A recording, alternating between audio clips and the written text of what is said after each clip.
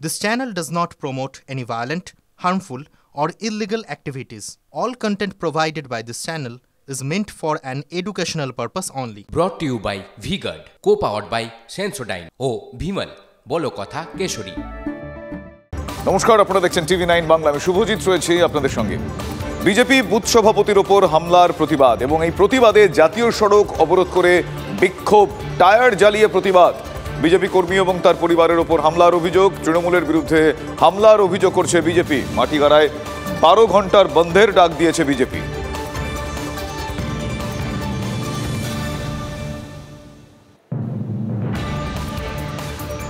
সদ্য তৃণমূল কংগ্রেস ছেড়ে বিজেপিতে যাওয়া নেতার বাড়িতে বোমাবাজির অভিযোগ উঠছে। দুর্গাপুরের কনিষ্ক রোডে উত্তেজনা, তৃণমূলের বিরুদ্ধে বোমাবাজির অভিযোগ বিজেপির। দুদিন আগেই বিজেপিতে যোগ দেন অভিষেক রায় ওরফে কাঞ্চা। তারপর থেকে তৃণমূল বিজেপির মধ্যে শুরু হয়ে যায় সংঘর্ষ। ইট পাথর দিয়ে হামলা চালায় দুপক্ষ। ছেড়ে দিয়েছি তৃণমূল। মোদিজির আদর্শ দেখে, তার ফলে এটাই ভুগছি যে তারা আমাকে জীবন নাশে আমি ভয় পাচ্ছি। আমাকে জীবন থেকে মেরে দেওয়ার মতন এরা কাণ্ডকলাপগুলো করছে, কার্যকলাপ। কালকে রাত্রেবেলায় যখন আমি ঘর ঢুকি তখন আমার উপরে বোমাবাজি করে। তৃণমূল কংগ্রেস যখনই দেখছে তারা পায়তলা মাঠে চলে যাচ্ছে, জনগণ থেকে বিচ্ছিন্ন হয়ে যাচ্ছে, তখনই তারা বোমাবাজি, এলাকা এলাকা থ্রেটনিং চলছে। সারা দুর্গাপুরে তৃণমূল কংগ্রেস হার জানার পর বিভিন্ন কাউন্সিলররা তারা বলছে লক্ষ্মীর ভাণ্ডার বন্ধ করে দেবো, জল বন্ধ করে দেবো। এবং অভিষেকের বাড়িতে রাত্রে 3টে বোম মেরেছে, তিনি তার বাবার গায়ে লেগেছে, তার গায়ে লেগেছে, পুরো ওদিকে আতঙ্ক রয়েছে। যার বাড়িতে আক্রমণ করা হয়েছে তারও কেস হিস্ট্রি দেখাও, সে কি গঙ্গা জল দিয়ে ধোয়া না সে কী অবস্থায়। অতএব এগুলোতে আমাদের দলের কোনো মাথা ব্যথা নেই, আমাদের দলের কেউ এর মধ্যে ইনভলভ নেই। কিন্তু পুরনো হিসাব কিতাব অনেক থাকে। ভোটের সময় দেখবেন এইসবগুলো একে অপরের প্রতি প্রতিহিংসা ছড়ায়, এগুলো অন্যায় করে। বিজেপি প্রার্থী সৌমিত্র খাঁর মিছিল লক্ষ্য করে কালো পতাকা প্রদর্শন এবং গো ব্যাক স্লোগান তৃণমূল কর্মীদের। পাল্টা বিজেপির মিছিল থেকে তৃণমূল কার্যালয়ে হামলা, ভাঙচুরের অভিযোগ। বাঁকুড়ার পাত্রসায়রের পর এবার বাঁকুড়ার গঙ্গাজল ঘাটি ব্লকে বিষ্ণুপুরের বিজেপি প্রার্থী সৌমিত্র খাঁকে কালো পতাকা দেখানো এবং গো ব্যাক স্লোগান তোলাকে কেন্দ্র করে উত্তেজনা ছড়িয়েছে। অভিযোগ, তৃণমূল কর্মীরা কালো পতাকা দেখিয়ে গো ব্যাক স্লোগান তুলতেই বিজেপির মিছিল থেকে হামলা চালানো হয়। ব্যাপক ভাঙচুরের অভিযোগ, তৃণমূলের গঙ্গাজল ঘাটি অঞ্চলের কার্যালয়ে ব্যাপক ভাঙচুর।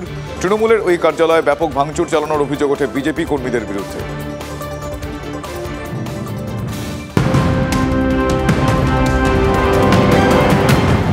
এই মুহূর্তে আরও একটা বড় খবর, সুপ্রিম কোর্টে আজ হেমন্ত সোরেনের মামলার শুনানি রয়েছে। ইডির গ্রেফতার নিয়ে মামলার রায়দান স্থগিত ঝাড়খণ্ড হাইকোর্টে। রায়দান স্থগিতকে চ্যালেঞ্জ করে সুপ্রিম কোর্টে হেমন্ত সোরেন।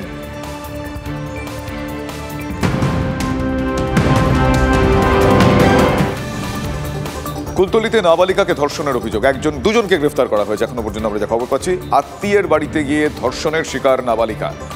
আত্মীয়ের বাড়ি থেকে তুলে নিয়ে গিয়ে ধর্ষণ করা হয় বলে অভিযোগ। অসুস্থ নাবালিকাকে হাসপাতালে ভর্তি করানো হয়। অভিযোগ, সালিশি সভা বসিয়ে মিটমাট করানোর চেষ্টা তৃণমূল নেতার। অভিযোগ, 1,20,000 টাকা নিয়ে মিটিয়ে নেওয়ার জন্য চাপ। কুলতলিতে অভিযোগ জানায় নাবালিকার পরিবার। অভিযোগ পেয়ে দুজনকে পুলিশ গ্রেফতার করেছে। এই ঘটনাকে ধামা চাপা দেওয়ার জন্য তৃণমূল কংগ্রেসের যে সেই বুথের মেম্বার তাপস দাস এবং সেখানে যারা আছে তাদের লোকাল যারা নেতৃত্বরা, তারা এই বিষয়টা নিয়ে সেখানে বসাবসি করার ব্যবস্থা করেছে এবং সালিসির মাধ্যমে সেইটা সমাধান করার চেষ্টা করেছে। তাদেরকে যাদেরকে এত বড় ক্ষতি করলো তাদেরকে বললো 1,20,000 টাকা দেবো, আপনারা মিটমাট করে নেন। আর যদি এটা নিয়ে কোনো জায়গায় জানান তার জন্য ভয়ঙ্কর পরিস্থিতি হবে। সেই জন্য ঘটনাটা আজকের গত মঙ্গলবার, মানে 1 সপ্তাহ পিছনের ঘটনা, তাদের সেই ঘটনাটা নিয়েছে আজকের 28 তারিখ। সেই ঘটনা আর কি পুলিশ প্রশাসনের আজকে দ্বারস্থ হতে হলো। ঘটনা দ্বিতীয়বার না ঘটায় তার জন্য উচিত যেন শিক্ষা পায়, সেটাই আমার দাবি। এটা সম্পূর্ণ একটা মিথ্যা রাজনৈতিক ষড়যন্ত্র। যখন আমার এই ঘটনাটা আমার বুদ্ধে হয় তখন ওরা আমার কাছে এসেছিল এবং তারপর আমি ওদেরকে আইনি পরামর্শ দিই যে প্রশাসনের পক্ষ থেকে তোমরা গিয়ে দোষীদের, যারা দোষী তাদের উপযুক্ত যাতে শাস্তি হয় সেই ব্যবস্থাই হবে।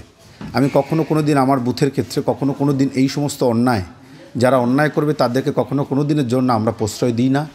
আমাদের জায়গা থেকে দাঁড়িয়ে আমাদের দলও সেটা শেখায়নি। এই ঘটনার আর কি আপডেট রয়েছে আমি জানবো আমার সহকর্মী অভিজ্ঞানের কাছ থেকে। অভিজ্ঞান, এই ঘটনা ঘটে যাওয়ার পর এখনো পর্যন্ত কি আপডেট, কি লেটেস্ট আপডেট দোষীদের শাস্তি সংক্রান্ত? দেখো, তোমাকে জানিয়ে রাখি যে অভিযোগটা যেটা উঠেছে অত্যন্ত একটা তাৎপর্যপূর্ণ অভিযোগ, এবং এটা নিয়ে এলাকায় রীতিমতো শোরগোল পড়ে গিয়েছে। যেহেতু ওই নাবালিকা আত্মীয় বাড়িতে এসেছিলেন এবং সেই সময় তাকে মূলত তার দুজন যুবক যাদের বিরুদ্ধে অভিযোগ তারা গণধর্ষণ করে এবং তারপরে ওই নাবালিকা অসুস্থ হয়ে যায়। এবং যদিও মঙ্গলবারে সেই ঘটনা পরবর্তী সময়ে প্রশাসনের দ্বারস্থ হন সেই পরিবার, এবং সেই অভিযোগের পরিপ্রেক্ষিতেই সর্বশেষ খবর তোমাকে জানিয়ে রাখছি, যাদের বিরুদ্ধে মূলত যে অভিযোগ ছিল দুই যুবকের বিরুদ্ধে, তাদেরকে কুলতলি থানা পুলিশ গ্রেপ্তার করেছে এবং তাদেরকে বারুইপুর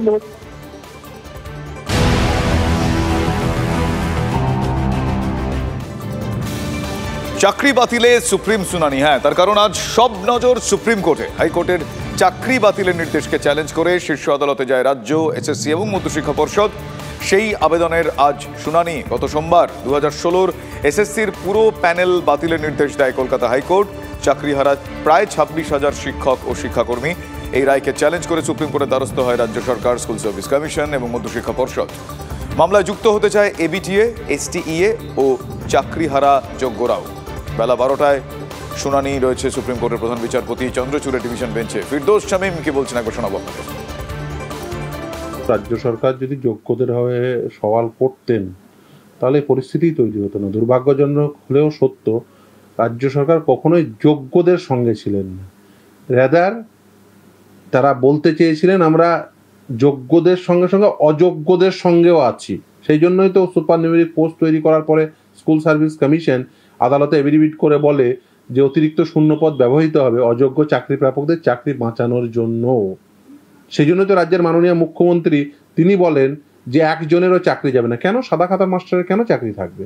আমরা সবসময় বলি নিয়ম মেনে নিয়োগ প্রক্রিয়া হোক। আমাদের খুব পরিষ্কার কথা যে এই যে নিয়োগের যে আইন, সেই সমস্ত আইন মেনে যদি নিয়োগ হতো কিছুই হতো না।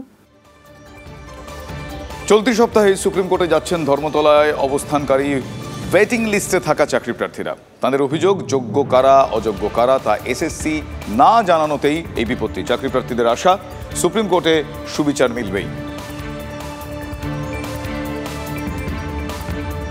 সুপ্রিম কোর্টে তো সব পক্ষই গেছে, এসএসসি গেছে, স্টেট গেছে, চাকরি হারারা গেছে।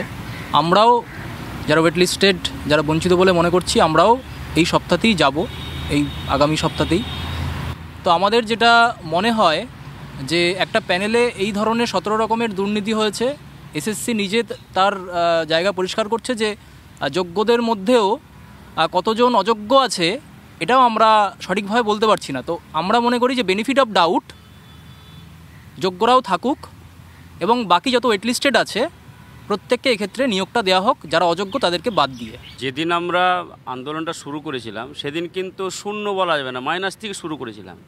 আজকেও আমরা সেই জায়গায় আছি, কিন্তু বাংলার এই শিক্ষা বিভাগের যে ইতিহাস বা গোটা বাংলার যে ইতিহাস তার চিত্রটা কিন্তু আস্তে আস্তে আস্তে ভয়ঙ্কর থেকে ভয়ঙ্করতম জায়গায় পৌঁছাচ্ছে। আমরা কখনো ভাবিনি যে এই মুষ্টিমেয় কয়েকজন মানুষের আন্দোলন এবং এই দুর্নীতির বিরুদ্ধে লেগে থাকাটা এত ভয়ঙ্কর একটা জায়গায় পৌঁছাবে, এতটা প্রভাব বিস্তার করবে। শেষ পর্যন্ত কি হবে আমরা এখন জানি না।